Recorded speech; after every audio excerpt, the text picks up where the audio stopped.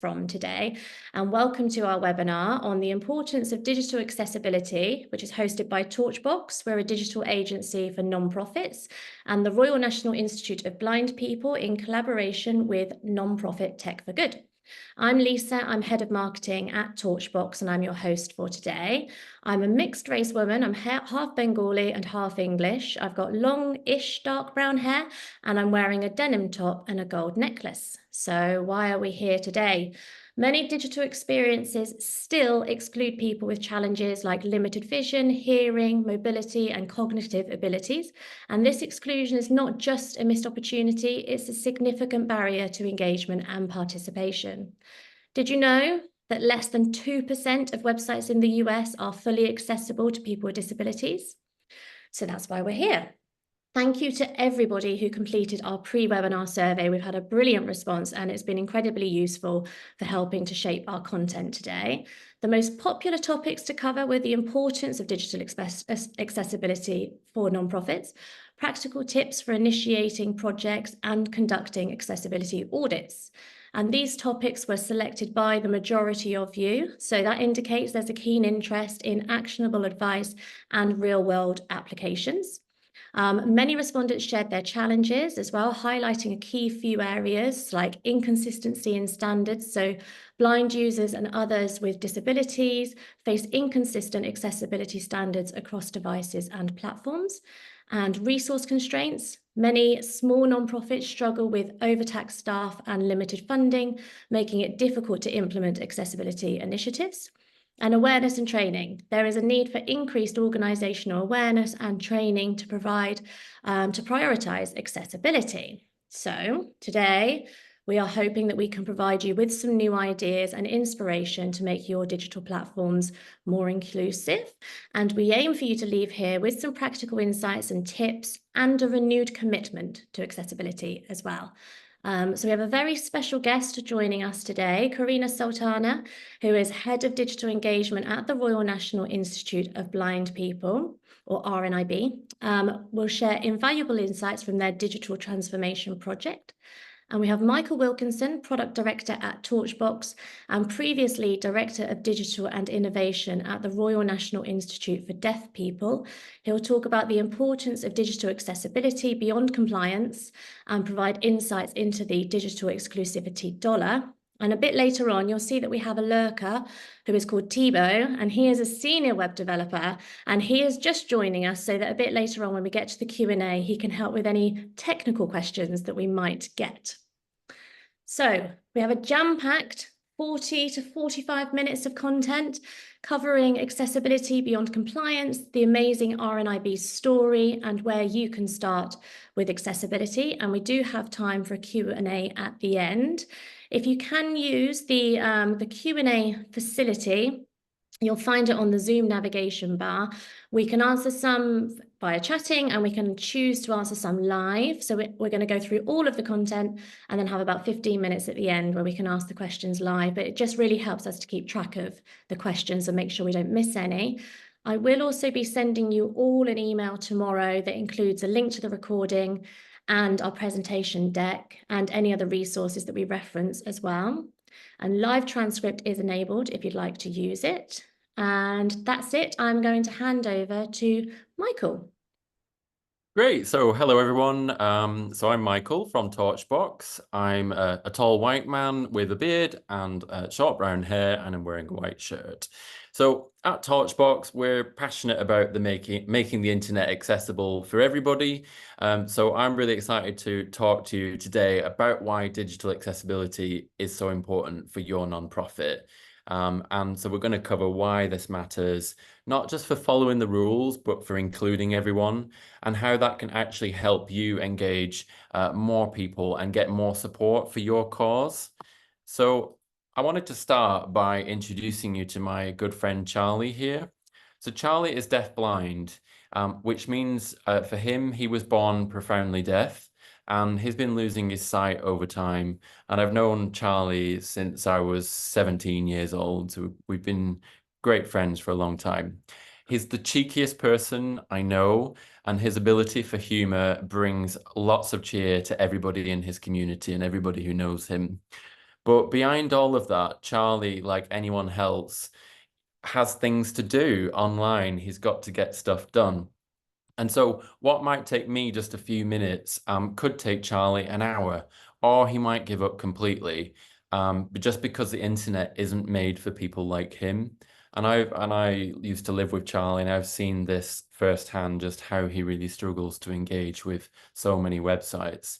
And so ahead of the webinar, I asked Charlie if he could share some of his biggest web browsing frustrations with me. And here's what he said. He said, "My eyes are deteriorating rapidly, and I have a lot of experiences browsing the web that make me confused, frustrated, and stressed, and I get tired easily with eye strains." And so some of his top bugbears were, for example, poor quality color contrasts, or very fine blue or gray fonts that were often presented, say, with payment options. He said, "Sometimes I easily make mistakes on the payment methods on some charity websites. It's a massive problem for me, so sometimes I ask somebody else to help me." Or maybe it's difficult to find and select those very fine check boxes on some of the forms that he might need to fill in. And then not being able to select, a text-only option when giving a mobile phone number. And he said, sometimes they try to contact me by voice calls, and obviously I keep ignoring these voice calls, so it's their loss. Ha. And I think also not being able to click the show the password on some websites when he's trying to enter the details. So those were some of his personal frustrations. Now, we're showing you here a visual from the Microsoft Inclusive Design Toolkit. And what it shows is that disability is a spectrum, and it affects different people, different aspects of touch, speech, hearing, and sight.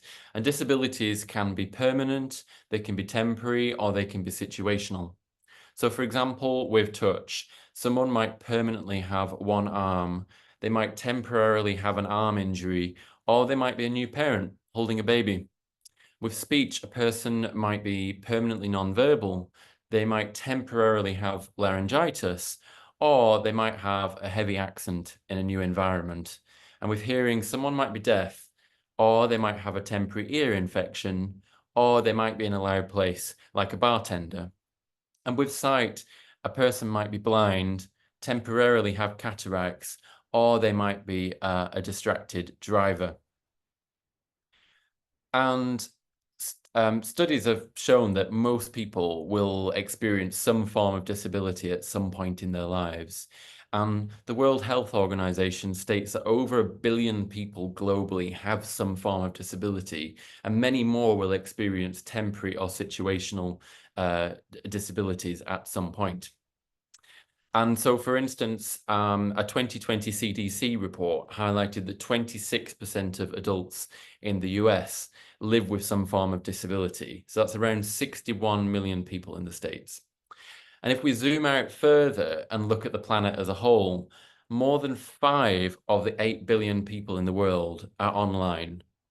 Yet 98% of websites don't even meet basic accessibility needs. So this can't just be a box ticking exercise if we're going to get better at this. Why does this matter? Well, because if you design for the edges, meaning that you consider the needs of people who face the greatest challenges, you end up creating a much better experience for everyone. And this approach really ensures that your website is usable for the widest possible audience, benefiting not just those with disabilities, but everyone who visits your website. And I just wanted to share some examples of accessible inventions that have turned out that actually they help everybody. So modern automatic doors were originally designed to help people with mobility issues, but they also happen to help anyone carrying bags, pushing trolleys or prams, and we don't even think twice about an automatic door. Electric toothbrushes. They're recommended by our dentists and orthodontists as they remove more plaque than a manual toothbrush. But did you know they were first designed for people with limited motor skills? Manual toothbrushes require a lot of agility, strength, and control of your arms and hands, but electric toothbrushes are typically easier to grasp, and they don't require moving your arms around in these tiny circular movements. And bendable straws. So while Marvin Stone filed the first patent for a drinking straw back in 1888, it wasn't until the 1930s when straws gained the ability to bend. After watching his young daughter struggle to reach her milkshake through a straight paper straw, the inventor Joseph Friedman designed a way for the straw to bend. And hospitals quickly embraced the bendable straw because it allowed their patients to drink while lying in bed. So it's about making sure that everyone, including people with disabilities, can use your website when we think about what does web accessibility look like. So this can include things like making sure your site works well with a screen reader for visually impaired users, or ensuring that your content is easy to navigate for everybody, or providing captions and sign language translations for people with hearing loss. And if your website isn't accessible, you're just missing out on connecting with a huge number of people who could not only benefit from your services, but could support your mission in turn. Now, take the website of the Royal National Institute for Deaf People. I was really pleased to lead the team that built this website. Now, not only does it follow internationally recognized WCAG guidelines, which Quarina is going to talk about more later, but users are able to zoom in up to 300% without the text spilling off the screen. They can navigate most of this website using just a keyboard, and they can listen to most of the website using a screen reader. And we also worked really hard to make sure all of the content was written in an easy to read way in plain English. But it's also not perfect, and that's why we created an accessibility statement, which we're showing on the screen here. This recognizes the issues that we haven't got right yet, and it shows that your organization is committed to making your website usable for everyone. It offers transparency by clearly stating the steps you have taken to make the site accessible and what are your ongoing efforts. And so this builds trust with your audience, including people with disabilities and their advocates. And I think also it helps to set expectations so it can give people with accessibility needs a place to reach out for assistance.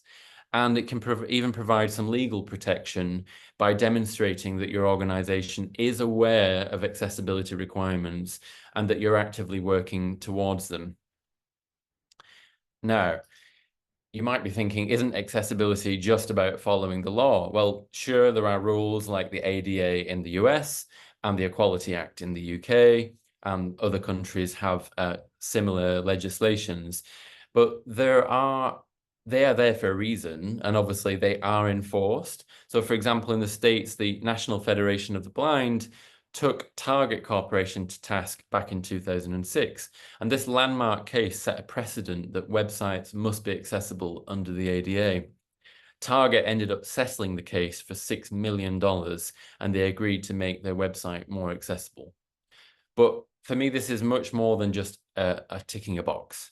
Making your site accessible is about including everybody and showing that your nonprofit cares about all people. And it's part of our ethical responsibility, really, as organizations that often fight for equality and for justice. And let's talk about how accessibility can actually improve your user engagement, because that's one of the things we're here to talk about. So when your website's easy to use, the facts are that people spend more time on it and they interact more with the content that you've produced. So this leads to them more likely signing up for a program, attending an event, or donating to a cause. And so Torchbox partnered with Oxfam to develop a new website that significantly enhanced the donation journey. And that's because we focused on accessibility and user experience through that. So we simplified the navigation, we really worked on the content. We just implemented all of the best practices in accessibility, and you're going to hear about some of these from Quarina in just a sec. And we just made sure that that website was usable by everyone, including those with disabilities. We prioritize clear, compelling designs and storytelling to engage supporters effectively.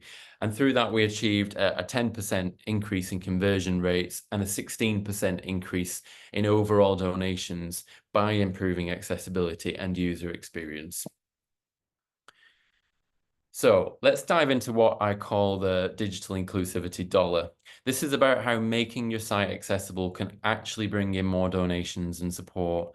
And when people find the site easy to use, they're more likely to trust you, they'll want to support your mission, and they can easily navigate and complete those transactions. And then therefore, they're more likely to go on and give. And a 2019 study by Nucleus Research found that with US e-commerce retailers, they could be losing up to $6.9 billion annually due to inaccessible websites.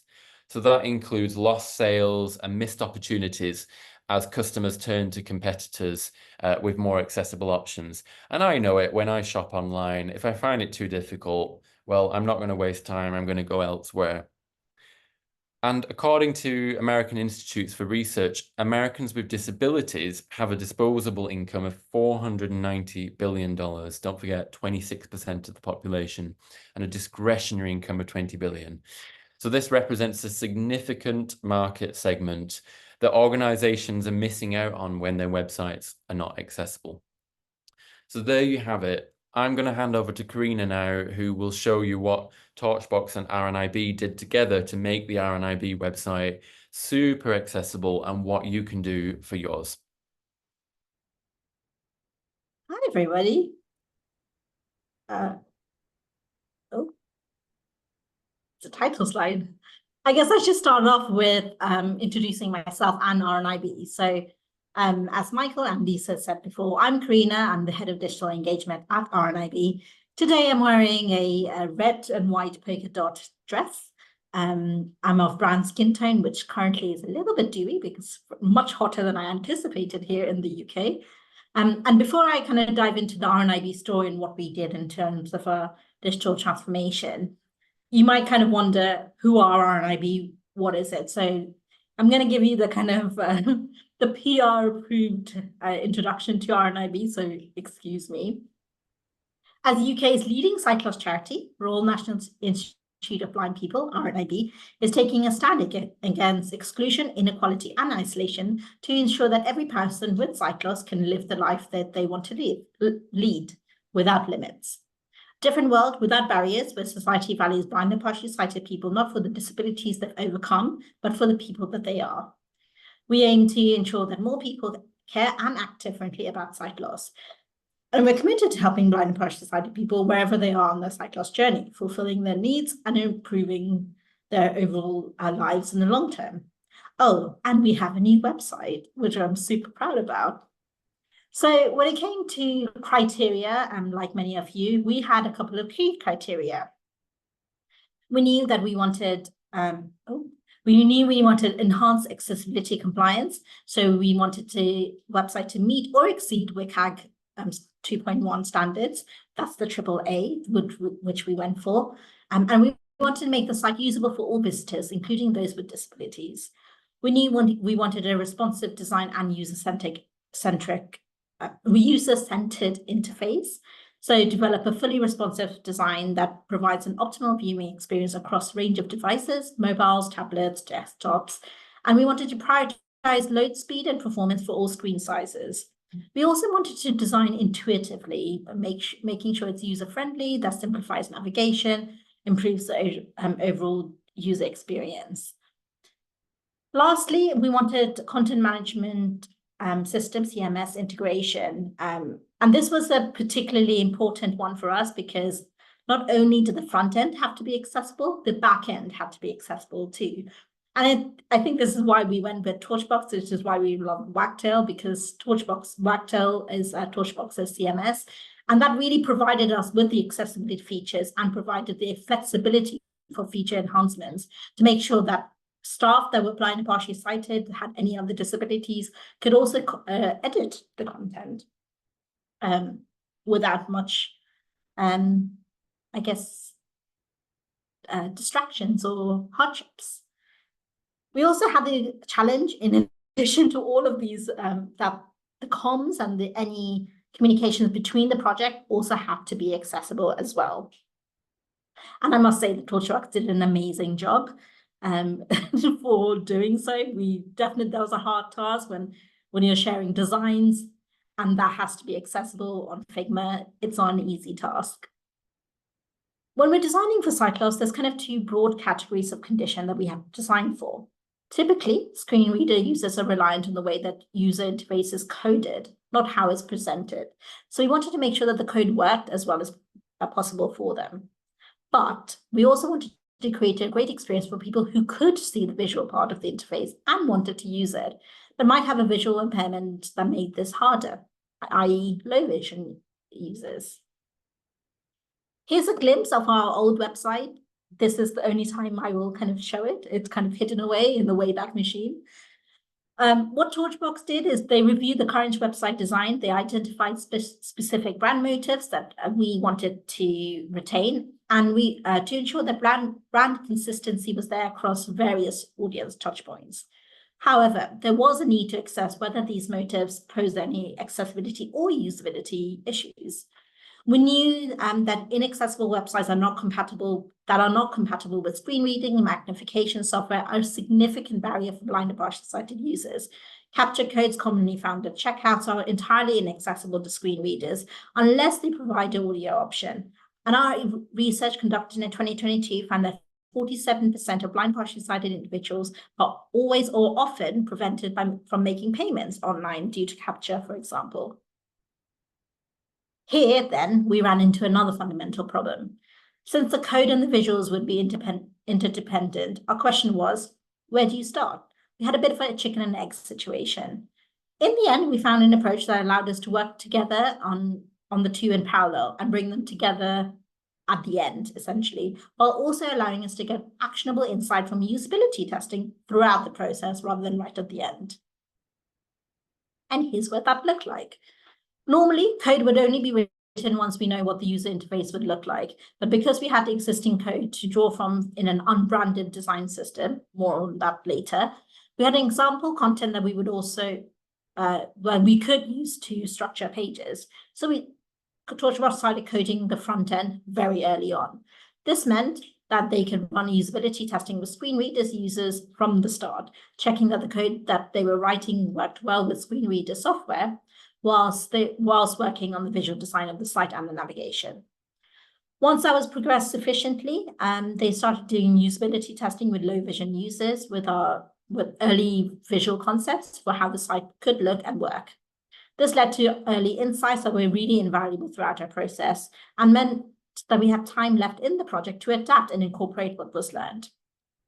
With that feedback ready, we could then apply the visuals to the code that they started writing on staging, which meant that Torchbox tested with users with all types of sight loss, as well as other audiences, friends, family members, what we call the change makers, who are kind of no connection to cause, but just people that we wanted to change. Because of the early testing we'd already done, this was more about refining the details and prevented any kind of nasty surprises at the end of the process. Color modes. So we also had to consider that we wanted different view modes that we want to offer the audience and create accessible color schemes for those modes. Torchbox expanded our core color palette with a dark mode palette. And then after the scientific launch, yellow mode was added, as many of RNIB's audience were found that a helpful mode to view the site in. One of the more important insights from all of our accessibility research, particularly regarding sight loss, is the critical need for a human-centered approach to create a truly inclusive service. Let's define what universal design is before we go forward. Originating in architecture, universal design refers to the creation of environments and products accessible to all people, regardless of age, disability, or any other factors. When we apply this to the digital world, it essentially means that designing websites, app, or any other digital tools that everybody can use, including people with disabilities, older adults, and those with varying levels of tech savviness. So why is it crucial, particularly for digital engagement? Well, let's dive into some of the key reasons. Firstly, inclusivity. Universal design ensures that digital platforms are accessible to everybody, including those with visual, auditory, motor, or cognitive impairments. By embracing inclusivity, we acknowledge the diverse needs of our audiences and make sure that no one is left behind. Sounds very Lilo and Stitch, doesn't it? Many countries, including the United States, have laws and regulations mandating digital accessibility. For instance, the Americans with Disabilities Act, ADA, requires public and private entities to ensure that digital content is accessible with people with disabilities. Additionally, Section 508, I believe, of the Rehabilitation Act mandates that all electronic and information technology used by federal government be accessible. And by adhering to universal design principles, we not only comply with these laws, but again, demonstrate our commitment to ethical practices. A universal design platform also offers a better user experience for everybody. Features such as larger clickable areas, straightforward navigation, clear content presentation benefit all users, making interactions more intuitive and more enjoyable. And this also means a broader audience reach. By making our digital platforms accessible, we can tap into a broader audience. That's the older adults, people who may not be tech savvy, individuals with temporary, permanent, or the other types of disabilities that Michael spoke about earlier. Expanding the reach can also lead to increased engagement and loyalty, which I'll share some of the stats later on. And lastly, innovation and leadership. Organizations that prioritize universal design often stand out as leaders in their field. We're seen as innovative, forward-thinking, and socially responsible. And this really enhances our brand reputation and our market position. We also knew that we wanted something that was accessible and usable to reach a wide audience and provide an exceptional user experience. I've kind of used both terms, accessibility and usability, hopefully not interchangeably, but they actually refer to distinct aspects of websites' design and functionality. Accessibility refers to the technical side of a website, ensuring that it can be used by people with disabilities or those with assistive technologies. Kind of like Harry Potter and his invisibility cloak, not everybody sees that, but it significantly enhances his experience. On the other hand, usability refers to the quality of a person's experience when interacting with a website, including efficiency in which they can complete tasks or their overall satisfaction with the process. Understanding the differences between accessibility and usability is really key when we're trying to create a website that's both functional and user-friendly for everybody. There are guidelines that many organizations and sometimes laws that are expected to be followed around accessibility. The WCAG is one of the key ones. So WCAG, Web Content Accessibility Guidelines, is a standard that outlines how teams or organizations can make things in a really accessible way. The standards has different levels of conformance, A, AA, or AAA, and aims to ensure that systems have four main qualities: perceivable, operable, understandable, and robust. Different countries do have different laws about accessibility of digital systems, but many require a certain level of performance with the WCAG, especially for public service websites. Here's a really simple breakdown. Perceivable means that everybody should be able to see and hear the content. Operable means that everybody should be able to use and navigate the website. Understandable means everybody should be able to understand the content and how to use the website. Robust means that the website should work with various technologies, including assistive devices. This conformance is often seen as enough when it comes to accessibility. However, there's only so much that generic guidelines and a standard can do to predict the specific issues that are relevant to individual websites. So what are the common barriers that people with disabilities face when interacting, and how do we conquer them? Charlie demonstrated a lot of them, or rather Charlie through the story of Michael, but I'll go through some of them really quickly. Visual overload and color complexity, poor color contrast font choices, lack of authentic text for images, non-descriptive links and buttons, inaccessible forms, insufficient keyboard navigation, dynamic content issues, and a lack of audio description. So let's dive into the key considerations on how to fix that, because it is absolutely crucial, especially online. I know that often digital teams we don't have the best resources in terms of often there's only a couple of us. So these are really simple things that you can do that make a really big impact. First up, clear, consistent formatting. Most readers on the web tend to scan the content rather than reading every single word. So breaking your content into easily digestible chunks, proper headings, subheadings can really help. It's not just about making it look nice, it's about helping people find what they need really quickly. Plus, for those using screen readers, those headings and subheadings are a godsend. They provide a clear structure and context, making navigation a breeze. Using bullet points or numbered lists is another great trick. It enhances readability by breaking down information into bite-sized pieces. When you're organizing your content, make sure to use the right heading tags, H1 for main titles, H2 for subheadings, and H3 for minor points. Again, it's not just to help visually, it makes a difference for screen readers because they use these tags to understand the hierarchy and structure of the content. Put it this way, if you're scanning for content, screen readers will always use H1s as chapter headings to go through. Next up, alt text, alternative text. Always use descriptive alternative text for all your images. This is really essential for users with sight loss, as it allows screen readers and assistive technologies to convey the content of these images. Think of it as a brief description that captures the essence of what the image is about. It is a small detail, but it again makes a huge difference in accessibility. Now, let's talk about links. When you include links in your content, make sure that the link is clear and descriptive. This means avoiding vague phrases like click here instead of using text that avoiding vague phrases like click here and instead using text that tells the user exactly what they can expect if they follow the link. For example, read our latest blog and accessibility tips. It's much more informative than click here. This practice is particularly beneficial for users navigating with screen readers as it gives them a better understanding of the link's purpose. For videos, always use accurate transcriptions or captions, and this makes your content accessible for those who are deaf or hard of hearing. It's about ensuring everybody can access and understand your videos. Captions can be synchronized with the audio and reflect what is being, should be synchronized with the audio and reflect what is being said as accurately as possible. And if you have the resources, providing full transcriptions can be really helpful. Lastly, let's not forget downloadable documents. Whether it's PDFs, Word files, or any other format, they need to be properly formatted and tagged. This way, screen readers can interpret the content effectively. Additionally, consider offering alternative formats, audio recordings, accessible PDFs to cater to different user preferences if you can. By applying these principles of accessibility, all we'll do is create a more inclusive campaign, reaching and engaging a broader audience. And it's by making sure everybody, regardless of their abilities, can access and enjoy our content. So with this in mind, let me take you back to the RNIB story and things we found out from prototype testing. Firstly, I want to talk about dark mode.